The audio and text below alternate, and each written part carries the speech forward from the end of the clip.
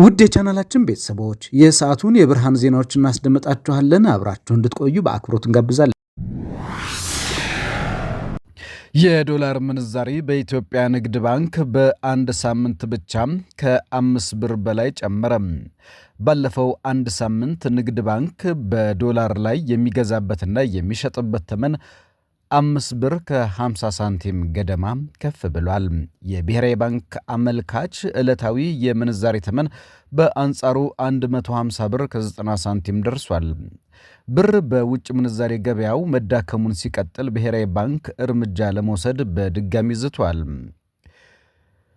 ዶላርን የመሳሰሉ የውጭ ሀገራት መገበያያ ገንዘቦች ተመን በኢትዮጵያ ንግድ ባንክ በአንድ ሳምንት ውስጥ ብቻ ከ5 ብር በላይ ጭማሪ አሳይቷል።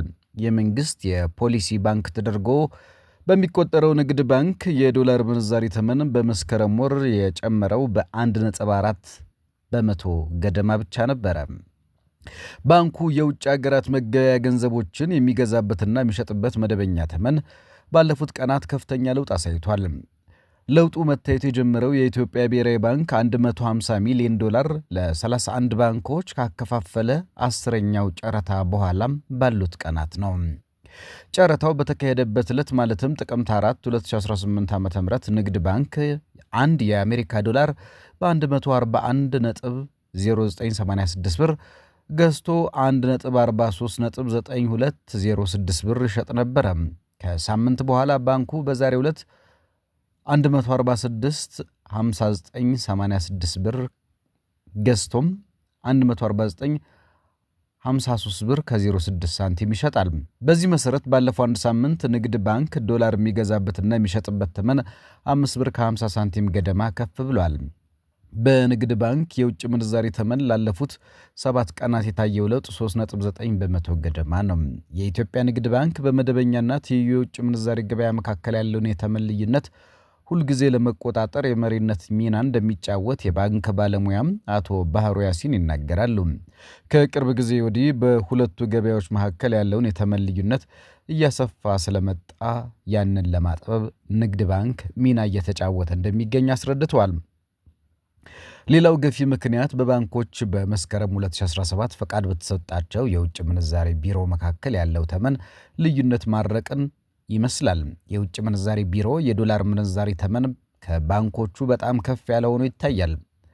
ሮሃ የውጭ ምንዛሪ ቢሮ 1 ዶላር በ165 ብር ከ25 ሳንቲም ገዝቶ በ68 ብር ከ56 ሳንቲም ይሸጣል። ዮጋ የውጭ ምንዛሪ ቢሮ በ164 ብር የገዛውን ዶላር በ167 ብር ከ28 ሳንቲም ይሸጣል። የውጭ ምንዛሪ ቢሮዎች ተመን ከመደበኛ ገበያ ከፍ ማለቱ ባንኮች የሚያገኙትን የውጭ ምንዛሪ እንደሚጎዳ አቶ ባህሩ ተናግረዋል። ይህ ትይዩ ገበያ የተወሰነ እያነቃቃ እንደሆነ የሚናገሩት አቶ ባህሩ ከባንኮች ምንዛሪ ተመን ጋር ያለውን ልዩነት ለማስተካከል የንግድ ባንክ ዋጋ ከፍ እንዳለ አብራርተዋል።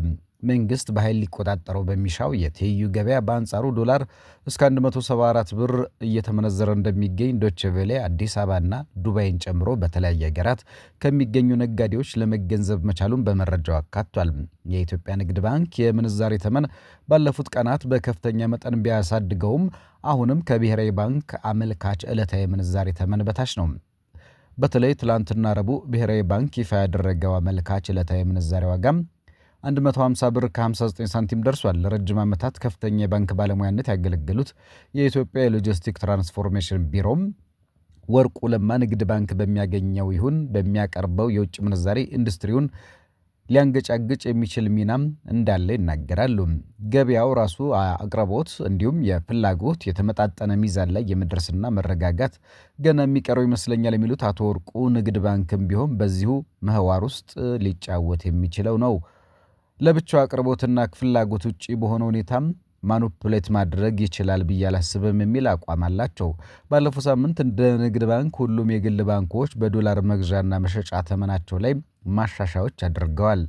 የግል ባንኮች ዶላር የሚገዙበትና የሚሸጡበትን ለመወሰን የንግድ ባንክን ተመን ጨምሮ የተወዳዳሪዎቻቸውን ዋጋ ያጠናሉ። በአብዛኛው ባንኮች መካከል ያለው የተመን ልዩነት ከ1 ብር የበለጠ አይደለም። ለምሳሌ ያክል በትላንትናው ዕለት 1 ዶላር አቢሲኒያ ባንክ 148.234 ብር አዋሽ ባንክ 147 ብር ከ49.99 እንዲሁም አማራ ባንክ 147 ብር ከ5.00 ይመነዘራል። ብሔራዊ ባንክ የውጭ ምንዛሪ ጨረታም ቢያወጣም አመልካች ዕለታዊ የምንጭ ምንዛሬም ብዙ ጊዜ እንደ መነሻ ሆኖ ያገለግላል። የጠየቁትን ማግኘት የሚችሉ ለብሔራዊ ባንክ አመልካች ዕለታዊ ምንዛሬ ተመን ዋጋም የሰጡ ባንኮች ናቸው። የግል ባንኮች ወደዱም ጠሉም ከብሔራዊ ባንክ አመልካች ዕለታዊ ምንዛሬ ተመን ጋር የተቀራረበ የውጭ ምንዛሬ ተመን ማውጣት ስለሚጠበቅባቸው ንግድ ባንክ ባሻሻለ ቁጥር ተመሳሳይ እርምጃ መውሰድ እንደሚኖርባቸው አቶ ባህሩ ተናግረዋል። የግል ባንኮች ከውጭ ምንዛሬ ጋር በተያያዘ ለሚሰጡት አገልግሎት ከ4 በመቶ በላይ ማስከፈል አትችሉም የሚል ሕግ ብሔራዊ ባንክ እንዳወጣ የሚናገሩት አቶ ባህሩ የግል ባንኮች ተመናቸው ከንግድ ባንክ ጋር ካላስተካከሉ በገበያው የሚኖር የውጭ ምንዛሬ ብዙውን ጊዜ ንግድ ባንክ ሊወስድ የሚችልበት እድል እንደሚፈጠር አስረድተዋል። ይህ ባንኮቹ መንግስታዊ ተቋም እየተከለከለ የውጭ ምንዛሬ መግዣ መሸጫ ተመናቸው እንዲያስተካክሉ ያስገድዳል። የንግድ ባንክን ተከትሎ ባንኮች በውጭ ምንዛሬ ገበያ በሚያደርጉት ፉክክር የተለያየ መጠን ያለው ጉርሻ ለመስጠት ቃል ይገባሉ። በጉርሻ መልክ የሚሰጠው የገንዘብ መጠን አብዛኛው በውጭ ምንዛሬ ወይም ደግሞ በውጭ ሀገር የሚኖሩ ኢትዮጵያውያን ለወዳጅ ዘመዶቻቸው ገንዘብ በሚልኩባቸው የበዓላት ወቅት የሚዘወተር ቢሆንም ፉክክሩ በመበረታቱ ይመስላል እስከ ዛሬ ድረስ ዘልቋል። አብሲኒያ ባንክ 2 በመቶ፣ አዋሽ ባንክ 9 በመቶ፣ ኦሮሚያ ህብረት ስራ ባንክ 10 በመቶ ጉርሻ ለመስጠት ቃል ይገባሉ። ንግድ ባንክ በገንዘብ ማዘዋወሪያ መተግበሪያዎችና በዓለም አቀፍ አስተላላፊዎች በኩል ሐዋላ ለሚቀርቡ ደንበኞች 10 ብር ተጨማሪ ጉርሻ እንደሚሰጥ ቃል ይገባል። በዚህ መሰረት ባንኩ ከጉርሻ ዶላር ጋር የሚመነዘርበት ተመን 5 ብር ከ80 ሳንቲም ገደማ ጨምሮ ዛሬ 159.53 ሳንቲም ከ06 ብር። አቶ ባህሩ ግን የዶላር ትክክለኛ ዋጋ የባንኮቹ መደበኛ የምንዛሬ ተመን ከሚገቡት ጉርሻ ጋር ተደምሮ እንደሆነ ይገምታሉ። የውጭ ምንዛሬ ስርዓቱ አሁንም እንዳልተረጋጋ ያስታወሱት አቶ ወርቁ በቀጣይም የብር መዳከም ለተወሰነ ጊዜ ሊቀጥል ይችላል የሚል እምነት አላቸው። ይህ ኢትዮጵያ ከዓለም ገበያ በምታስገባቸው ወይም ደግሞ በምትሸመታቸው ሸቀጦች ላይ የዋጋ ንረት ሊያስከትል የሚችል ነው። የብሔራዊ ባንክ ገዢ ኢዮብ ተካልኝ በሀገር ደረጃ በጣም ከፍተኛ የውጭ ምንዛሬ አቅርቦት አለ በማለት ገበያውን ለማረጋጋት ሞክረዋል። የብሔራዊ ባንክ የውጭ ምንዛሬ ክምችት አቅርቦት በጣም እየጨመረ መሆኑን የገለጹት ዶክተር ኢዮብ ማዕከላዊ ባንክ በተከታታይ በሚያካሄዳቸው የውጭ ምንዛሬ ጨረታዎች ለባንኮች እንደሚያከፋፍል ቃል ገብተዋል። ዶክተር ኢዮብ በዩናይትድ ስቴትስ ከሚገኙ የሐዋላ አስተላላፊዎች ጋር ከተወያዩ በኋላ በቪዲዮ ባስተላለፉት መልእክት የውጭ ምንዛሬ ገበያውን ለማረጋጋት መንግስታቸው ትይዩ ገበያው ላይ እርምጃ ለመውሰድ መዘጋጀቱን ጠቁመዋል። ሽብርተኝነትን በመደገፍ ወይም ደግሞ በህገወጥ የገንዘብ ዝውውር የተሰማሩ የተወሰኑ ገንዘብ አስተላላፊ ተቋማት እንዳሉ ደርሰንበታል ያሉት አቶ ኢዮብ በጣም የተናበበ የተቀናጀ ሰፊ እርምጃ እንደሚወሰድ ተናግረዋል። ብሔራዊ ባንክ ከዚህ ቀደም በትይዩ ገበያ ላይ ያነጣጠረ እርምጃ ሲወስድ ከአሜሪካ ወደ ኢትዮጵያ ገንዘብ የሚያዘዋውሩ 4 ድርጅቶች ላይ ተመሳሳይ ውንጀላ አቅርቦ ነበረ። 4ቱ ድርጅቶች ሸጊ፣ አዱሊስ፣ ራማዳ ፔይ፣ ካህና ታጅ የተባሉ አስተላላፊዎች ናቸው።